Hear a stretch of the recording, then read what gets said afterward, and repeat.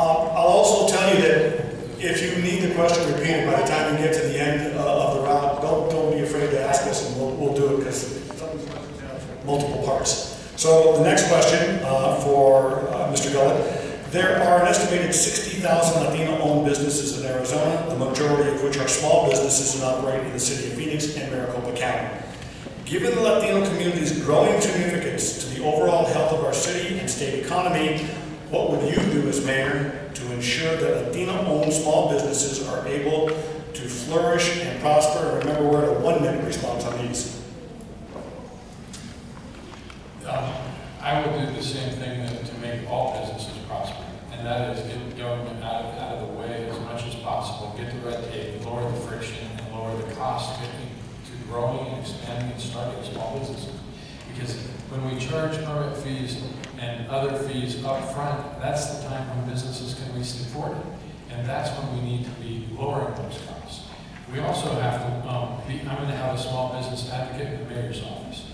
I also think that we need to combine the economic development office and planning and zoning and development services department into one unit, so that we're all working together and we don't have this silo effect that causes more friction. And when we do that, we're going to be able to help people get moving faster.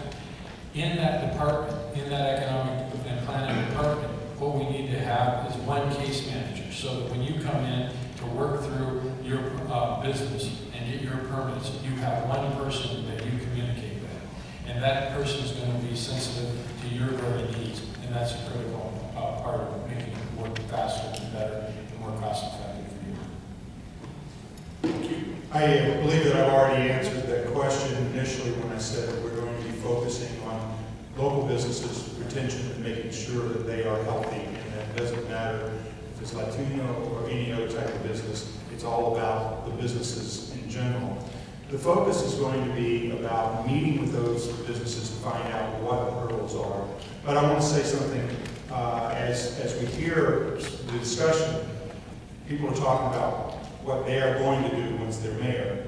I'm going to talk about what I am doing now, because I still sit on the city council. I didn't quit my job. I stayed. And we are already reorganizing city government to make it more streamlined and make it more effective. We are already making a lot of the changes that Mr. Gullett just mentioned as part of the 7-point plan. We are doing the things that everyone else is talking about, and I'm proud that I'm part of those discussions. We can do more, no denying that, but we are doing things now. We're not sitting there twiddling our thumbs waiting for a new mayor to show us the way. I'm involved in making things happen right now. Well, what I want to say to you is, as mayor, my door will be open.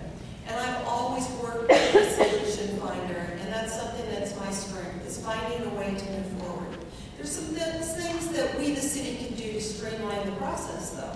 And that is, we can work to make sure that we have more of a local preference. Too often, we tend to bid projects out. They don't go to our local businesses. We need to open up those doors. I'm also going to tell you that it's time that we stop giving life contracts out. We need to bid stuff out on a more regular basis. So if you're out there looking for some of our business in our city of Phoenix, you'll have the right to bid for that more often than we have in the past. Some of the contracts we've had have gone more than 25 years. It's important that we change that and that we make sure that small businesses can get out there. I want to tell you that we've also worked to expand, and we also lobby on a federal and a state level for new tax credits. I'll continue to push for that. I truly believe I am the voice for you, and we'll find the solutions. Thank you. Excellent. The question was, what we do to support local business, particularly Latino business? Exactly. Excellent. A variety of things. First, again, mentioned, use the purchasing power of the city in the most effective way to support local business, local people.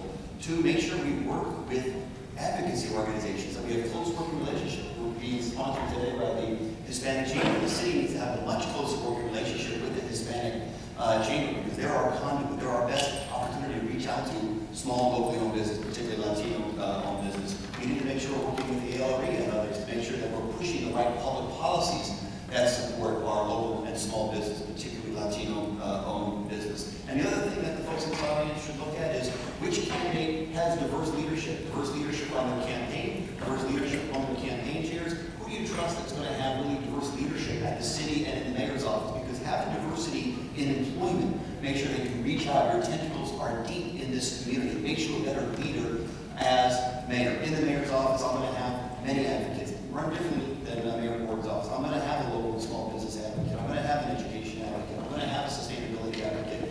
And I'm going to have a homeless advocate because ending homelessness is an issue of personal passion to me. So there's a variety of things that we can do better than we've done in the past to reach out to and support Latino-owned businesses.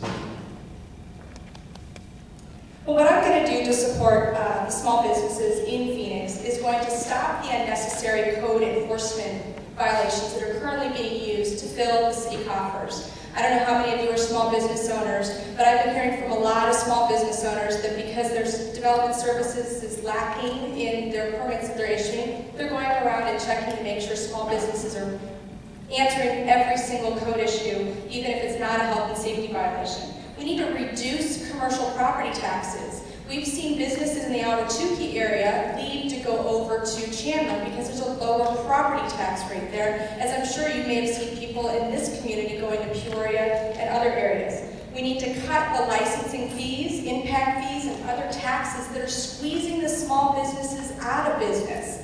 And finally, we need to change the process that the city uses to administer the request for proposals. I reviewed the one in particular for the airport, and it required $450 a square foot in renovations for anyone who wanted to bid on a portion of the contract for the airport. These kind of requirements squeeze out small business. I will stop those practices when I become mayor. Thank you. Ms. Mayor? So 60,000 small businesses, and how do we be fair? I know I've heard what we will do, what we will do, but these people have been in the city for 11 years, and my question is, where have you been?